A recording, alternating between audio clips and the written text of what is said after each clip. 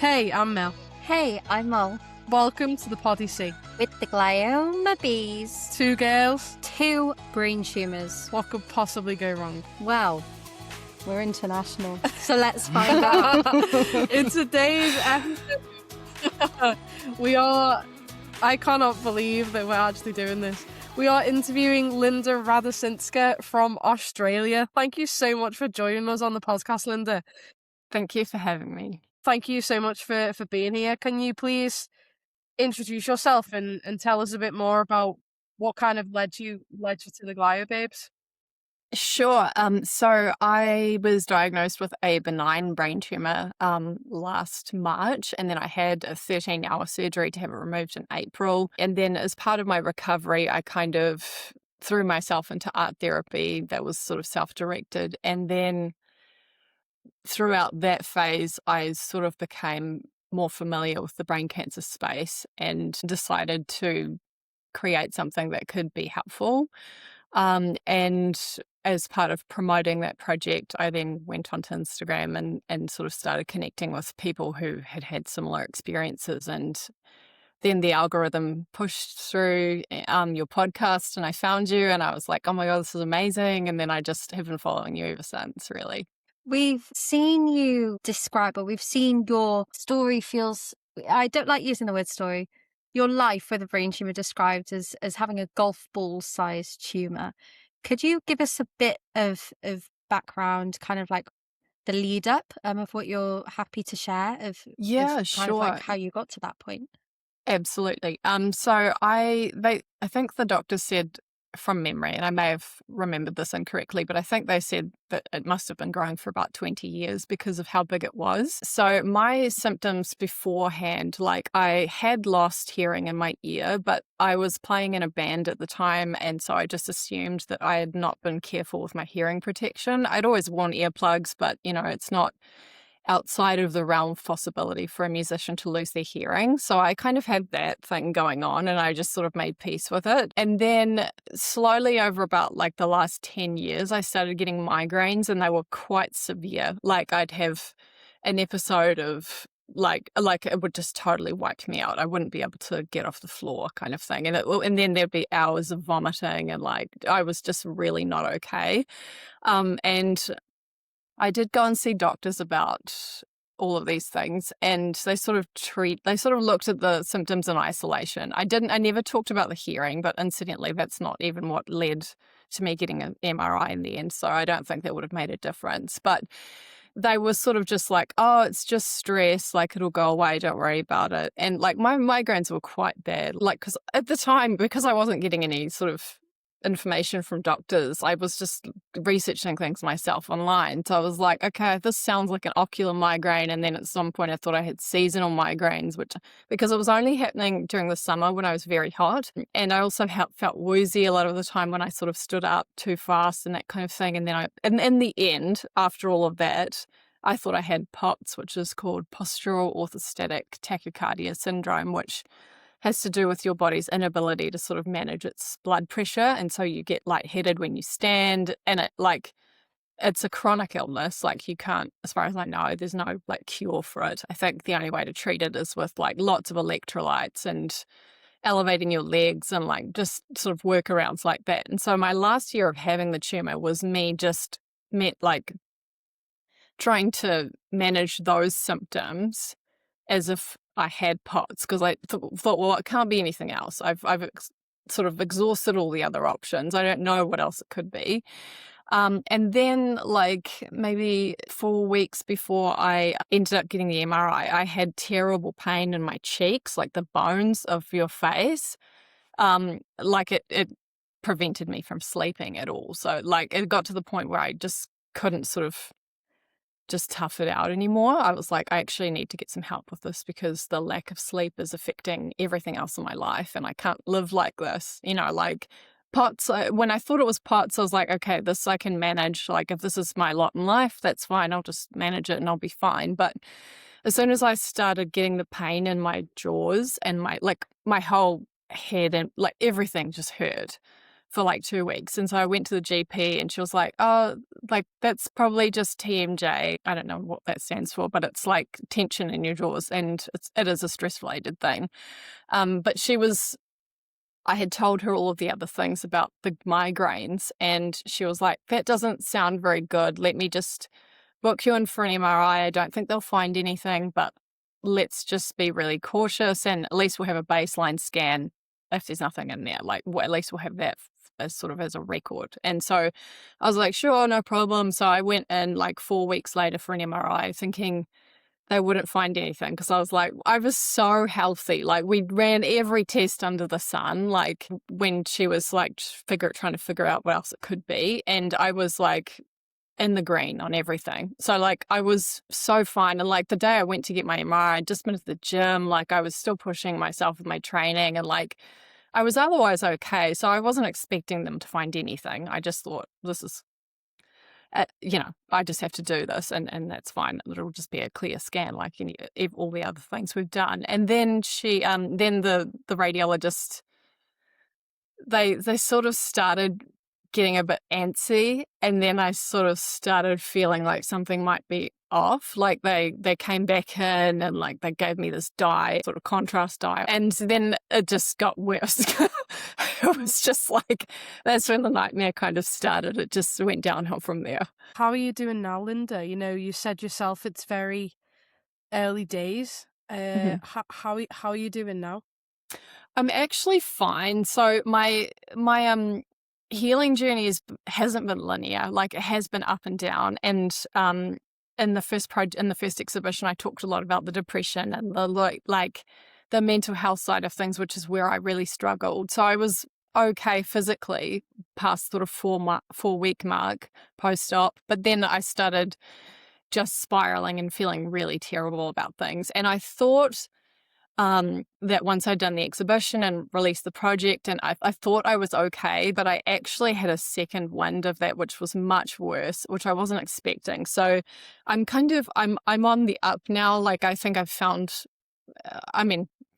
anything could change. Like in 3 months' time, I could be sad again. But at the moment, I'm doing really well. Wow, it is. I always get blown away by hearing our guests speak, and hearing it from different perspectives always blows me away. But hearing how it's affected you, very similar to us, and you're on the other side of the world, is crazy. And it just shows, how much more needs to be done globally. But your project, NeuroSpicy Art, I want to touch a little bit on that.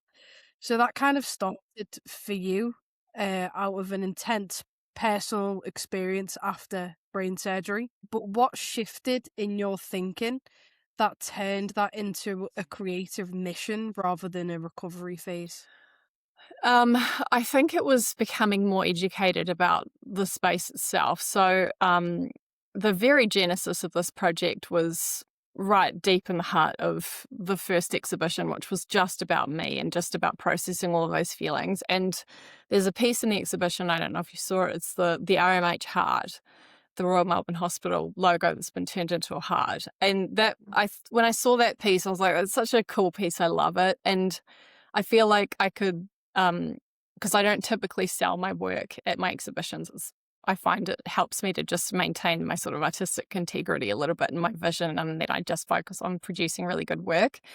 But I saw that piece and I was like, I bet people want to buy that, because people often ask me at exhibitions, can I buy something? And I was like, I'll sell that, and then I will raise money for the RMH. And then I thought, wouldn't it be so nice if I had another piece next to it that was like brain related, and then I could donate the money from that to the research that my neurosurgeon does.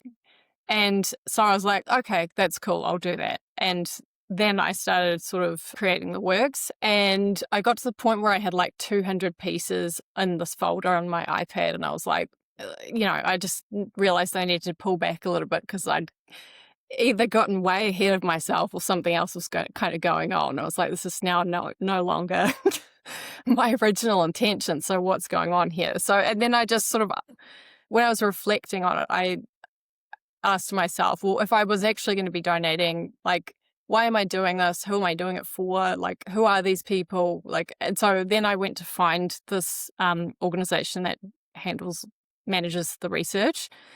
And on the homepage, there was a video, and it was just a typical kind of explainer video talking about brain cancer. And that was the very first time that I like learnt anything about it. And I actually only managed to listen to about 15 seconds of it. It was so like devastating. And I got up to the statistic where the narrator's like, every 5 hours, somebody in Australia gets a diagnosis. And I just couldn't listen anymore. I was just like, this is completely unacceptable. Like I've heard enough. Like, this is so bad.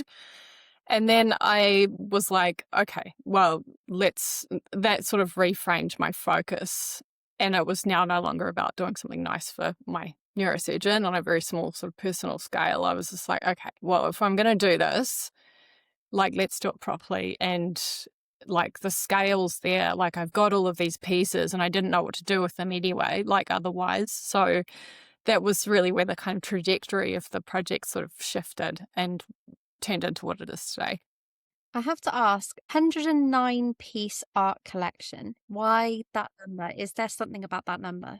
So it's very deliberately structured in that way. I did start out just because I had like 200 pieces and I was like, well, I can't do 200. That's too many. But then the way that I structured it, there's 102 limited edition pieces and then 7 open editions.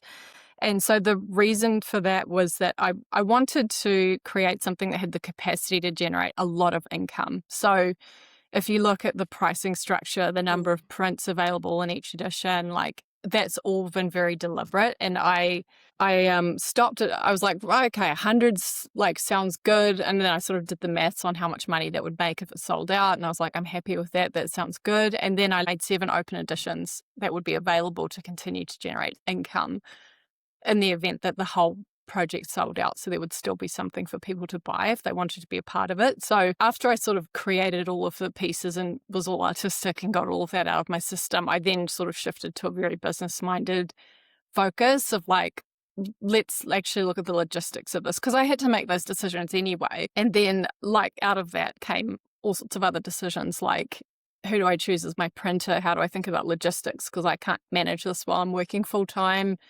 I need to think about, partners and how I manage like the supply chain and all of those other things. So there were sort of 2 phases of the project, and but it was all very deliberate once I realized what I was sort of aiming for. And I really wanted to create something that had the capacity to make a solid dent and to like could really contribute something like a meaningful sum to this work. We were having a look at the website last night and all the prints are very different. And I love them all. Talking about your art, your art plays with neuroscience and neurological themes. So how do you balance that scientific curiosity with that artistic expression? That was purely by chance. I think that was really just like, I didn't really have any. I just had happened to live a life that had made me curious about all these subjects, and I just had that knowledge. And then when I sat down and when I thought, like, how many images of brains can I do, and like how many different directions can I take this in, I actually found that I had a huge amount of knowledge already, and that was just I didn't sort of intentionally sit down to do that. It just happened to be the most perfect project ever for me because I was a nerd already.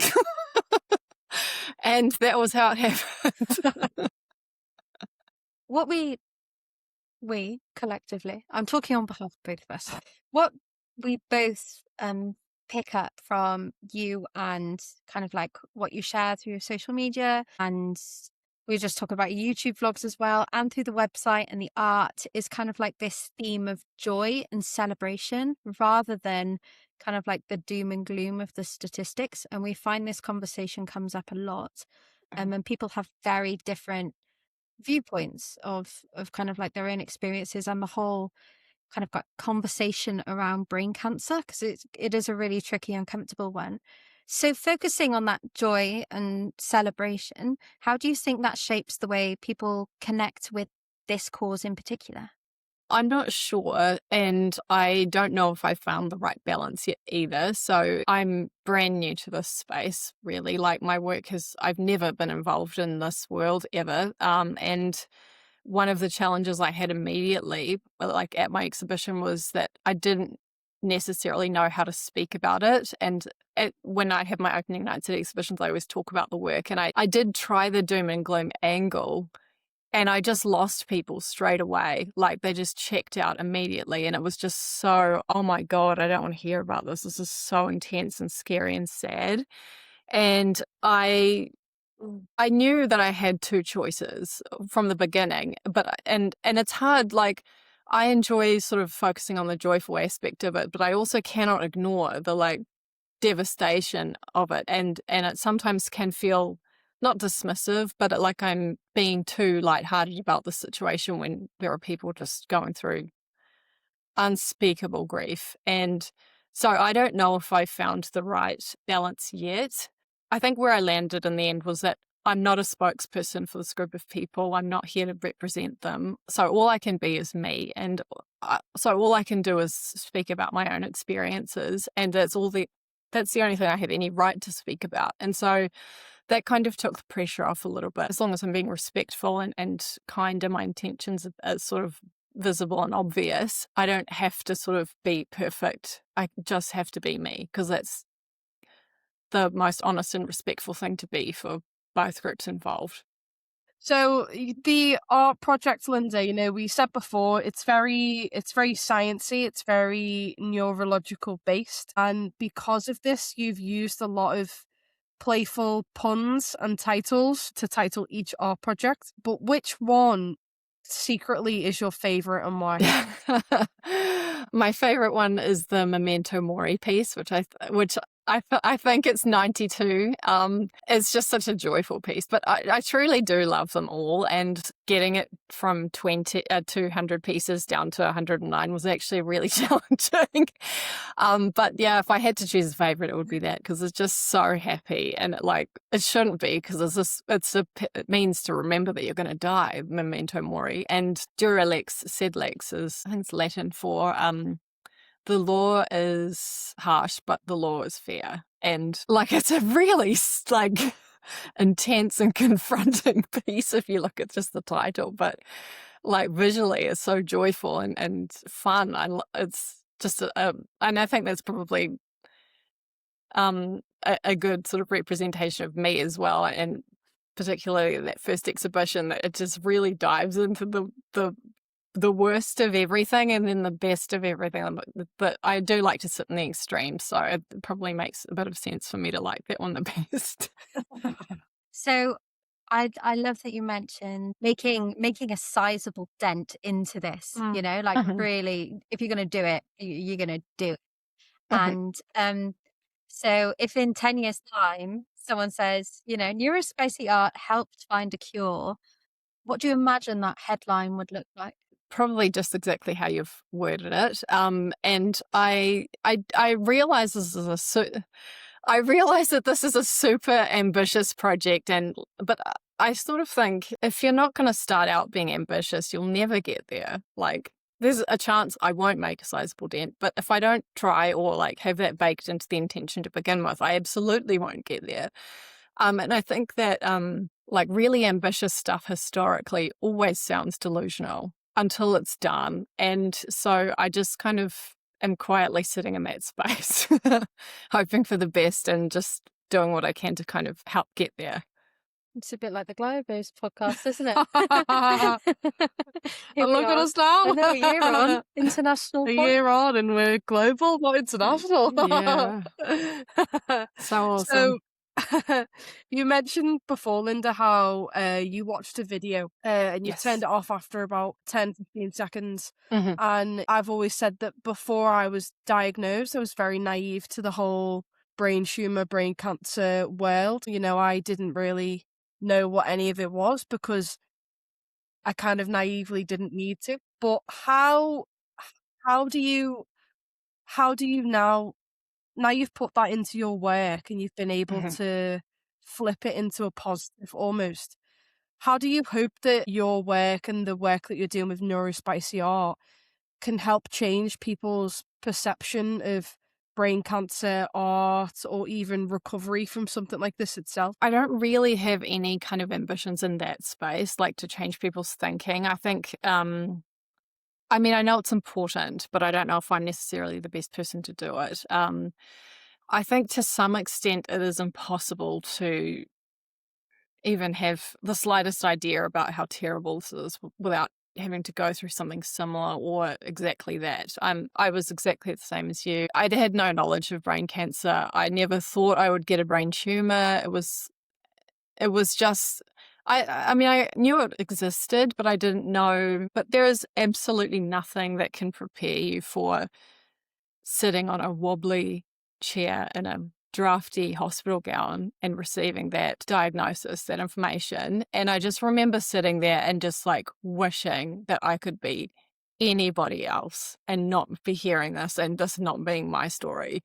And I don't know if you can really communicate that to someone that hasn't lived that, because I know that I have had like the very best case scenario of all of this, and it was still absolutely devastating. So like I can't even fathom, like I will just say that right now, I can't even imagine how I would have gotten through it. So I think my focus is really just on I would like to make a meaningful financial contribution to the research. Like that's really what I'm thinking about.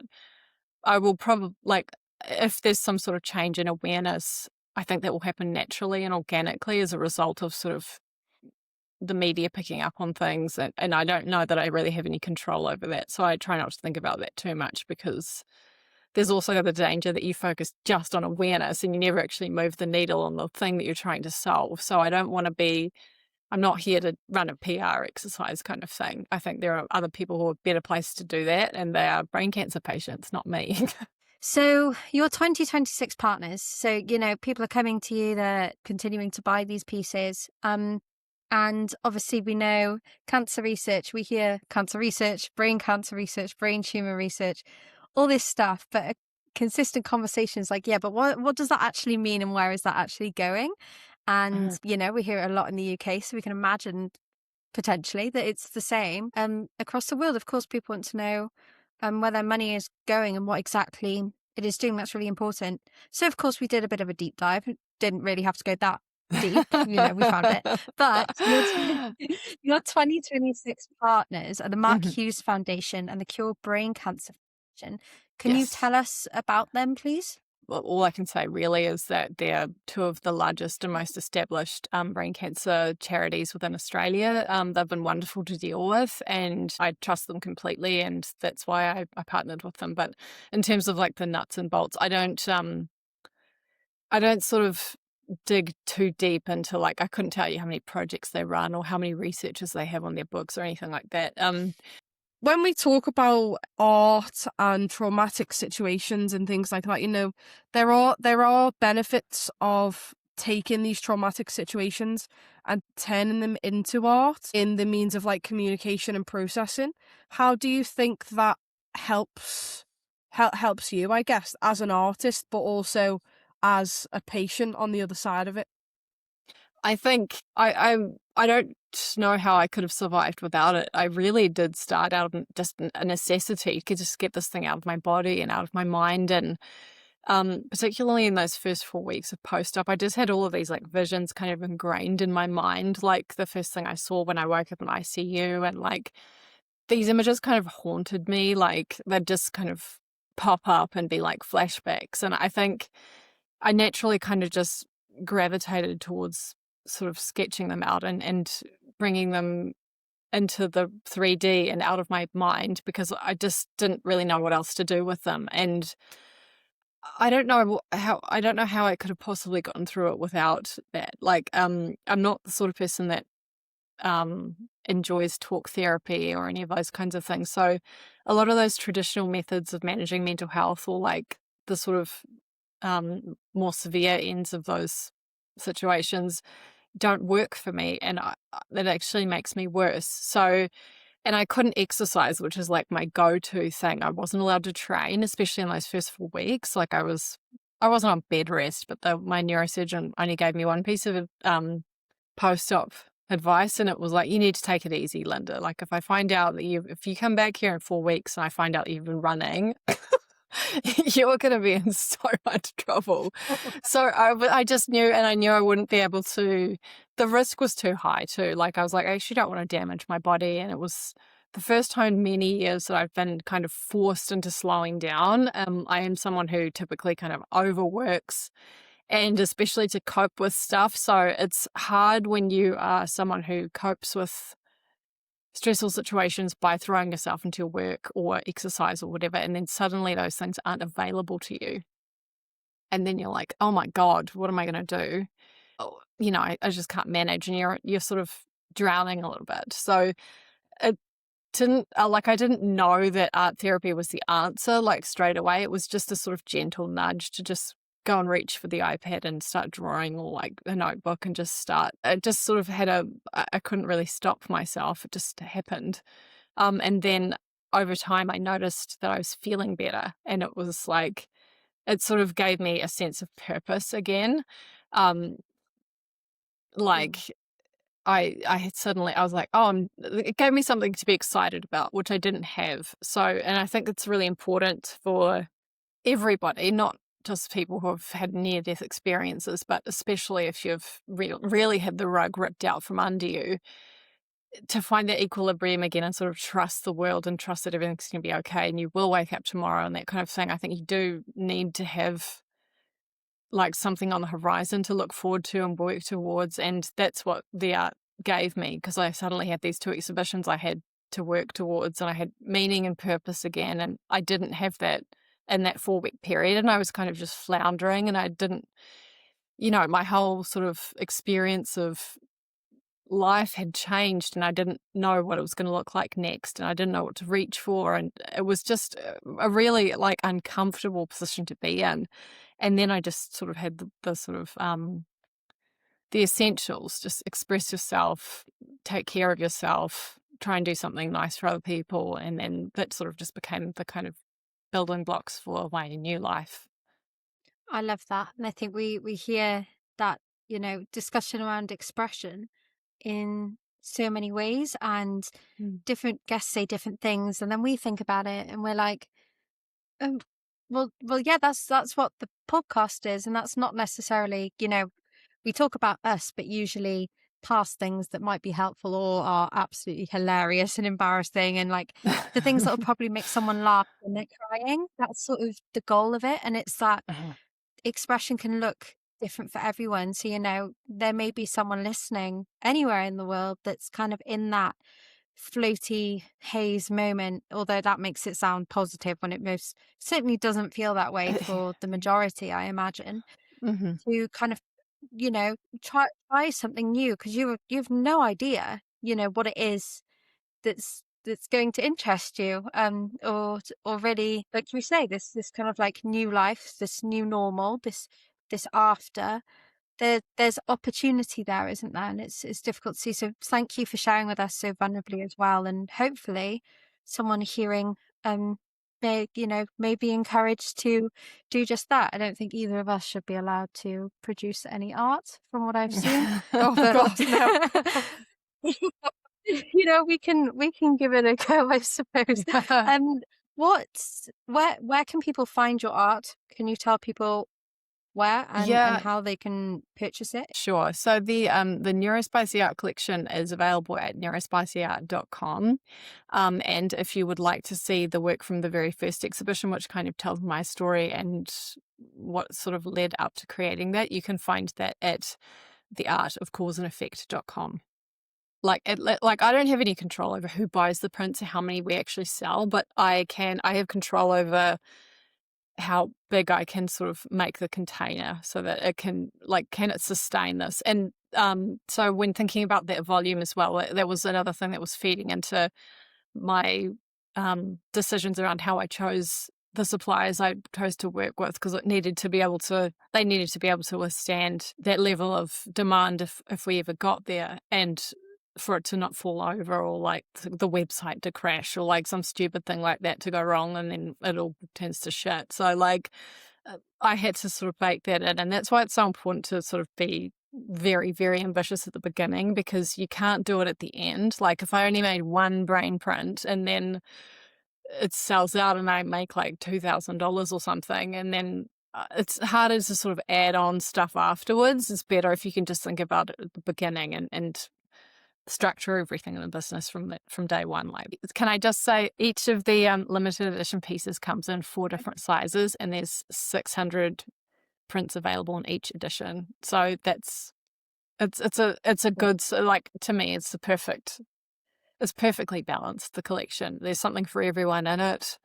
If you want to have monochrome stuff, if you want to have neutral kind of stuff, if you want to have something that's like quite calm and serene, you can find that in there. If you want something that's like really joyful and vibrant, that's in there as well. So I really tried to think about what was going to. You've left me speechless, Linda. That doesn't happen. But no, thank you so much for coming on to the podcast and sharing your diagnosis story and how you're now using that and turning it into a positive for future people who unfortunately will be diagnosed with brain tumours or brain cancer or whatever it may be. We started this podcast for the exact same reason, in a way, because we didn't want people to feel alone. We didn't want people to go through what we did when we were diagnosed. So we're kind of using this as a platform now to start a community, really, and to show those people that no matter where you are on that journey, you're not alone. And I think you're kind of doing the same in a very different way, but it's all helping the wider community. Like, we're building a voice, you're creating these awesome pieces and raising the money and the awareness, not only of the charities, but of the future research that will potentially find a cure for this horrible disease that unfortunately we have all faced. But thank you so much for coming on. It's been incredible, and thank you for being our first speaker from across the other side of the world. It's been an absolute honor to have you on. Oh, thank you so much for having me. It's always such a joy to talk to you both, and I'm so proud of you and what you've managed to achieve with the podcast, and I just think the world of you. So thank you for having me. Yes, Linda, thank you so much. To anyone wanting to find out more, everything is in the show notes, all the links. Please go and follow NeuroSpicy Art and everything Linda's doing. And please follow the GlioBabes on Instagram at the GlioBabes and TikTok at the.GlioBabes. And Mel and I have our own pages across everywhere too. Please get in touch. We are here. As Mel says, we've tried really hard to build this community over the past year. By the time this is out, we would have turned 1 already. And we really want to be there. So please feel free to reach out to us anytime. And even more importantly, in the show notes are support lines that you can get to. We should also look at any charity and support in Australia to put that out as well in the show note to ensure it's not just UK based. We really need to start doing our research now, don't we, if we're growing. Please reach out and make sure that you're not by yourself and give something a try. Maybe you've been inspired to pick up a pen, or like Linda said, get your iPad, make some art. We probably shouldn't try that, but we can give it a go. Which pieces are your favourites? Oh, there was one yesterday. I can't remember the name. And well, of course you do. You literally made them. I've spent hours working with those images. Oh my God.